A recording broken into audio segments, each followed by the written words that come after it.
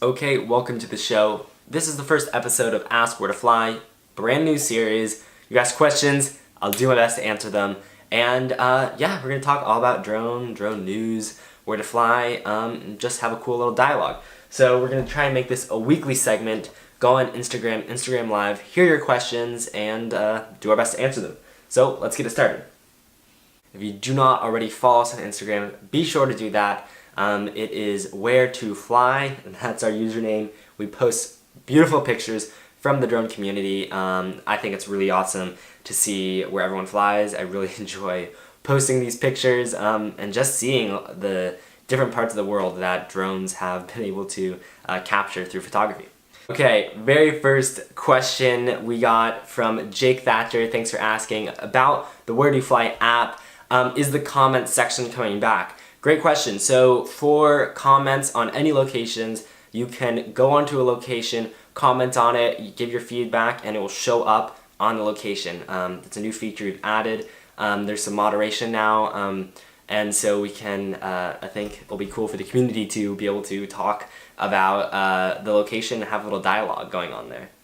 Let's see, more questions. What do you guys want to know? Jake also wants to know if we're partnering with any other companies currently. Right now, not really, but if you're interested in working together, please feel free to email me. You can email me at aj@where2flyapp.com.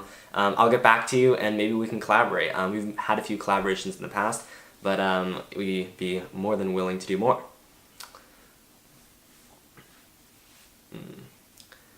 Alright, so while we're waiting for some more questions to roll in, I want to answer a question that I have gotten a lot or seen and thought it would be important to address. And the question really comes from, why should I submit my location to Where to Fly, where other people are going to be able to fly there and see my location, and maybe I'll see other drone pilots there. You know, that takes away from it being like my own cool place to fly. That is a very valid question, and it makes sense, right? Why would you want other people to know where you are flying? My answer to this is as follows. At least in San Francisco currently, there are probably a couple hundred places where you can safely fly a drone. And there are definitely more than a couple hundred people who have drones. Now, my point in this is being, a lot of people are currently flying illegally. And at some point, if people keep flying in illegal places, we will not be able to fly drones anymore. The FAA will become much stricter, and at some point there will be nobody who can fly drones. So if we all can come together and crowdsource safe places to fly and all have fun, then we can all fly, have fun, and yeah, maybe there will be somebody else at the same place as you, but it's just like sharing with anything else in the world, and it will allow everybody to fly safely and preserve the hobby for years to come. So that would be my answer whenever anyone asks, why should I submit my location? Why do I want other people coming to it? So, just food for thought. Let's see. Any other drone-related questions? Drop them in the comments section. We'll get them onto the YouTube channel as soon as this next video drops. Chicken Do Stuff just commented, yo, what's up, Chicken Do Stuff? Thanks for stopping by. Hope you're enjoying the app, hope you're enjoying the page. Any questions about drones? Alright, new question here from Jake Thatcher. Why did I create Where to Fly? Why did I create the app? Really cool question. I actually created it because I had no idea where to fly when I first got my drone. I got a DJI Phantom Standard and I didn't know where to fly safely, and I tried to find an app for it. I couldn't find one, so I thought maybe I'll make one. I had no idea what I was doing and still kind of don't to this day, but it's worked out okay so far.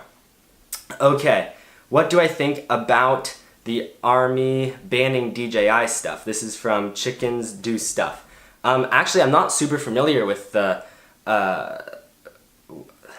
banning of DJI products. Near Army bases. How old am I? I'm 16 right now. So the banning near Army bases, that's like, I believe it's an FAA restriction. It's a no-fly zone near military bases, which has been in place for a little bit of time from my understanding. I think it's fine, I don't really have a problem with it. I'm not super interested in flying over military bases myself. I think it's similar to a no-fly zone around a hospital or an airport or any place where there might be aircraft taking off.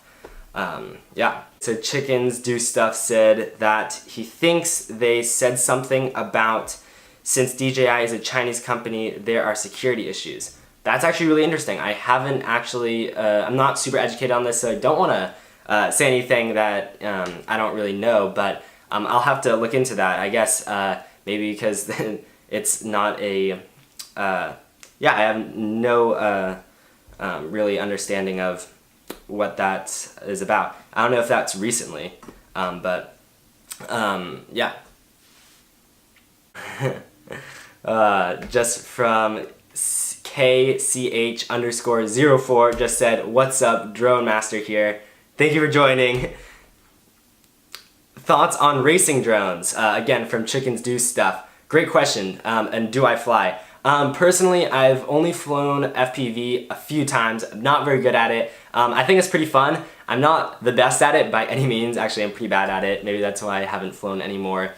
Super cool. I think it's cool because you don't need a whole lot of space with Phantoms. A lot of times you're flying long distance, you know, still applying by the visual line of sight, but people oftentimes fly past visual line of sight with a Phantom or another long range drone. But with the FPV flying, you don't need that much space and you can have a ton of fun. So I think that's super cool.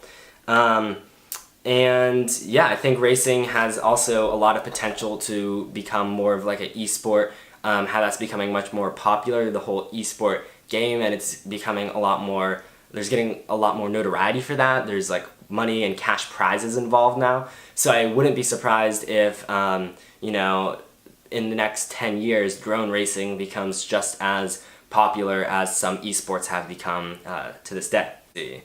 And for the future, let's come up with a time and then you guys will know and you guys can ask questions live for the future so that if you guys want to ask a question, we can do it in a more organized manner. I just got a question from KCH_04. How do I feel about drones being used for delivery, such as Amazon's endeavors and investments?